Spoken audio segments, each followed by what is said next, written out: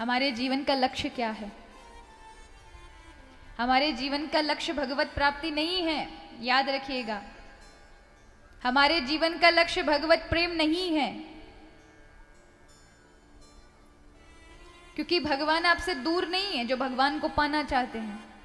भगवान की वजह से आप बोल पा रहे हैं, मैं बोल पा रही हूं। हमारा जो व्यवहार होता है ना, वो उनकी वजह से है, वो हमसे अलग नहीं है। महापुरुष तो कहते हैं वो इतना नजदीक है, इतना नजदीक है कि एक आपकी पत्नी, आपके बच्चे उतने नजदीक नहीं हो सकते जितने नजदीक परमात्मा आपके पास है। लेकिन हम पहचान नहीं पाते। भगवान ने जन्म इसलिए नहीं दिया कि उनसे मिलना है आपको, नहीं, ये प्राप्ति का विषय नहीं है। भगवान तो हर जन्म में आपको मिलते हैं, उनके बिना तो आप रह ही नहीं सकते। लेकिन भगवान हमें भेजते हैं ज्ञान के लिए,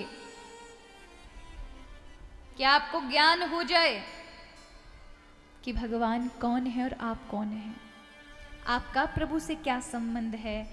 इस ज्ञान को प्राप्त कराने के लिए ही भगवान आपको सुख दुख देते हैं। जीवन में आता है ना, कभी दुख मिलते हैं तो वो आपको ज्ञान करा रहे हैं, वो आपकी परीक्षाएं हैं जिसमें से आप अनुभव इकट्ठा करते हैं और ज्ञान अर्जित हो जाता है। ये सुख दुख हमें जीवन के पड़ाव में हमारे ज्ञान को बढ़ाते हैं,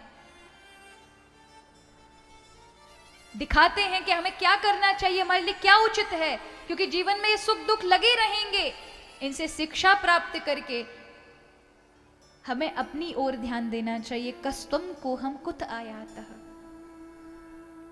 इसलिए ज्ञान यज्ञ ही आपको कहते हैं। किसी व्यक्ति को, कई लोग कहते हैं ना मानवता सेवा करें, करनी चाहिए, लेकिन किसी व्यक्ति को आप कितने दिन तक खिला सकते हैं? कितने दिन तक खिलाएंगे आप? 15 दिन, 1 महीना, 1 वर्ष, पर पूरा जीवन तो उसे खिला पिला नहीं सकते। किसी व्यक्ति को, अगर किसी के व्यक्ति के जीवन में अभाव है, कपड़े नहीं है, वस्त्र नहीं है उसके पास, कितने दिन दे देंगे आप उसको वस्त्र? 1 बार, 2 बार, साल भर, 2 साल, 5 साल, पूरा जीवन तो नहीं। किसी के जीवन के थोड़े से दुख को आप कुछ देर के लिए शांत कर सकते हैं, लेकिन उसके जीवन की इतनी सारी श्रृंखला में जो दुख पड़े हुए हैं उन्हें आप नहीं हटा सकते। कौन हटा सकता है? ज्ञान हटा सकता है। यदि व्यक्ति के जीवन में ज्ञान आ जाता है तो उसे समझ आता है कि सुख भी कुछ नहीं है और दुख भी कुछ नहीं है, मेरा जीवन तो प्रसन्न है।